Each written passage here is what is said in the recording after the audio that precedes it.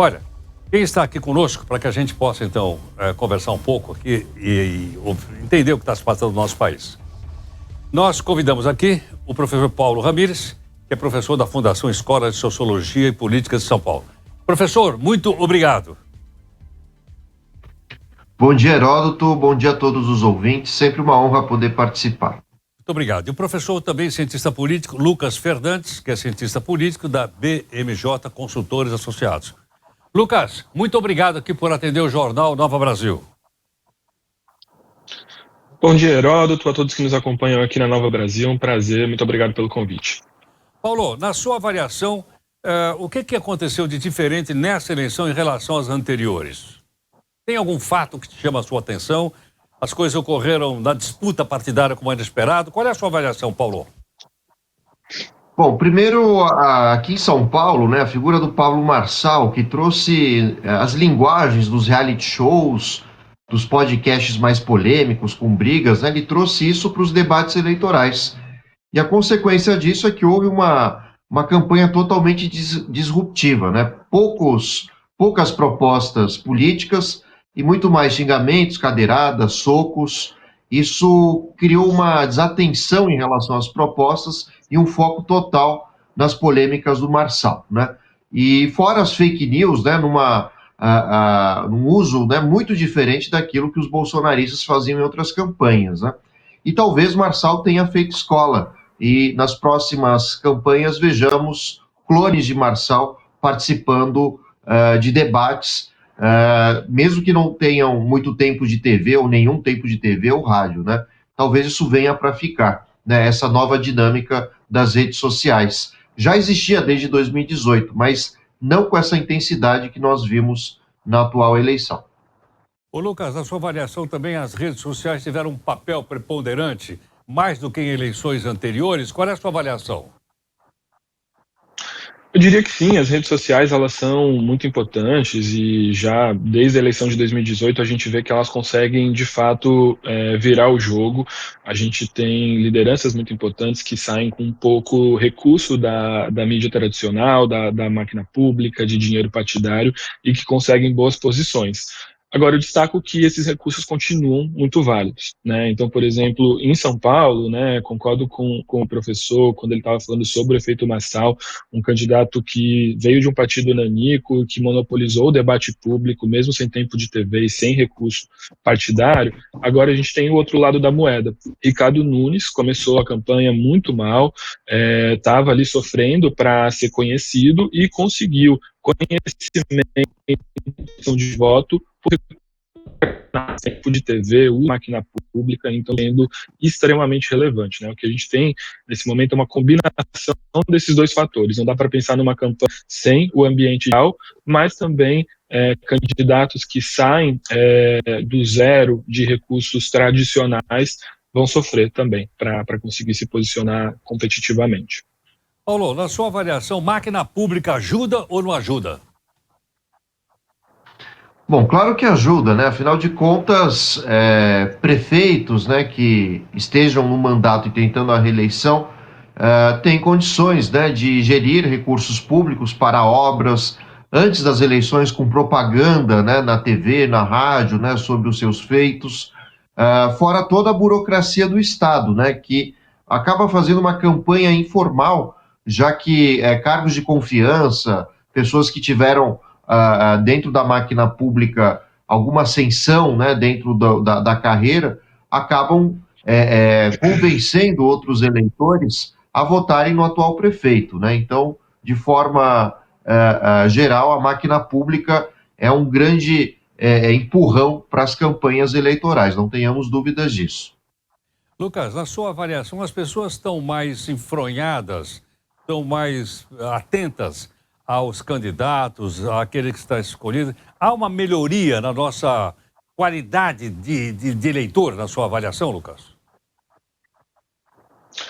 Um dado que a gente já pode dizer sobre o comportamento do eleitor nessa eleição é que a gente teve uma abstenção muito alta, né? Então a gente ainda tem um desencanto muito grande da política, uma desconexão entre a classe política e a sociedade, os problemas que são enfrentados. A gente chegou a ter capitais com 30% de abstenção. Em algumas localidades, os dois candidatos que chegam ao segundo turno, nenhum deles tiveram votações que superam o número de eleitores que não foram votar. Então, a gente tem por esse lado o desencanto. Mas é óbvio que o eleitor ele é soberano, né, e ele se comporta de maneira a punir ou privilegiar bons ou maus políticos. Né? Então, a gente teve nesse primeiro turno das capitais que resolveram a fatura já no primeiro turno, boa parte delas a gente está falando de reeleição, né? Então a gente pode tratar essas eleições como uma espécie de chancela, de plebiscito ao mandato dos atuais prefeitos, e em alguns casos a gente teve ali prefeitos que não chegaram ao segundo turno, caso de Belém do Pará, por exemplo, né, onde o prefeito ficou em terceiro lugar, muito distante dos dois primeiros. Então dá para dizer que o eleitor deu sim o seu recado, mas que vale a gente pensar em maneiras, né, de como reaproximar novamente a população da política. Paulo, o que falta para a gente aerar melhor o nosso ambiente político, com mais propostas, mais candidatos e não muitas vezes a repetição daquele pessoal que está há 30 anos numa Câmara de Vereadores? Bom, são vários elementos, né? Primeiro, eu chamaria atenção pela grande quantidade de partidos políticos que nós temos no Brasil. Peço perdão, a câmera aqui deslocou, mas enfim. Então, há muitos partidos no Brasil, isso dificulta a vida do eleitor em termos ideológicos, né? Consequentemente, há muitas negociatas dentro do legislativo e, fora a falta da fidelidade partidária. É muito comum a gente ver um político de um mandato para o outro, trocando de partido.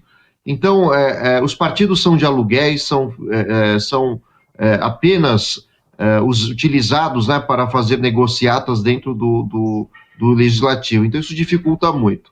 Além disso, o fato da campanha legislativa ser ao mesmo tempo da campanha ao executivo dificulta a vida do eleitor, né? O candidato que se apresenta na rádio, na TV, não tem mais do que tempo de falar seu número, e nada mais do que isso. Não fala sequer quais são suas propostas. E o que há nas redes sociais, principalmente, são instrumentos manipuláveis, né, da informação, seguindo a lógica das redes sociais. Né? Então, o eleitor acaba entrando numa ilusão.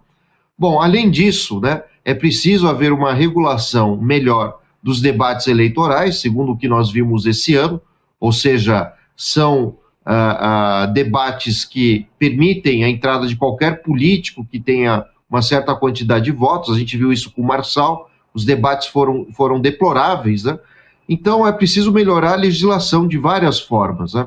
E principalmente incentivar a população a participar com uma outra reforma que seria muito importante, que é a reforma do voto distrital, ou seja, fazer com que, por exemplo, para as prefeituras, né, para a Câmara Municipal, nós tenhamos votos por bairros, regiões, e não de uma forma tão ampla como é feita hoje, né? Inclusive para a Assembleia Legislativa, né?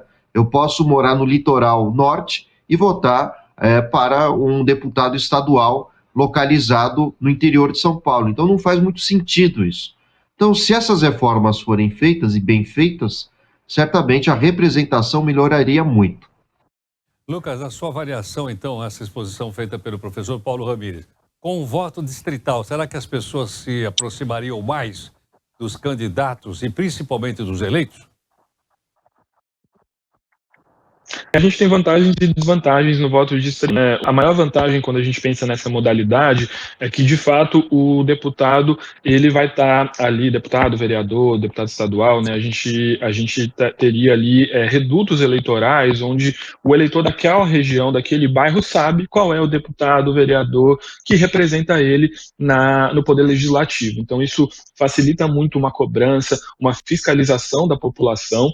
Agora, a gente também tem desvantagens, né? Nesse sistema, a gente tem, por exemplo, em alguns redutos eleitorais, quando você vai construir o colégio eleitoral, você pode desprestigiar posições minoritárias, né? Ou seja, você tende a eleger candidatos que têm ali uma plataforma de campanha mais generalista, que não vai dialogar com determinados nichos da população, enquanto num sistema proporcional, você consegue pegar pautas identitárias, pautas minoritárias e ter representantes no Congresso, né? Então essa é uma dificuldade. Outro elemento também é que no sistema distrital, esses parlamentares eles costumam se comportar como uma espécie de prefeito da localidade onde eles estão, né? Então eles sempre vão direcionar recursos para aquele bairro, eles vão estar olhando para a questão regional, são candidatos que tenderiam ali a ter mais dificuldades de votar em medidas impopulares, mas que podem ser importantes, como medidas de austeridade, de ajuste fiscal. Então a gente tem vantagens e desvantagens, mas de fato, hoje no sistema proporcional, a gente tem uma dificuldade do eleitor de entender como o cálculo é feito, né? A gente tem ali o voto, ele conta não apenas para o candidato, mas também para o partido. Muitas vezes o eleitor vota sem saber desse elemento, e a gente tem esse fenômeno que é bastante peculiar aqui do Brasil, né? De pessoas que esquecem quem elas votaram na última eleição, então isso dificulta bastante uma cobrança mais assertiva dos parlamentares. Professor Paulo Ramires, muito obrigado pela gentileza. Lucas Fernandes, cientista político, muito obrigado também. Um grande abraço a vocês e obrigado pela participação. Muito obrigado, até a próxima. Até a próxima. Lucas, obrigado, um abraço. Igualmente, muito obrigado. O professor Paulo Ramires é professor da Fundação Escola de Sociologia e Política de São Paulo e o Lucas Fernandes é o cientista político da BMJ Consultores Associados, está aí, portanto, fazendo um quadro. Tem mais gente para falar, E você vai formando aí a sua opinião em cima de pessoas que são convidadas aqui no jornal e que têm, portanto, conhecimento e credibilidade. São 8h25.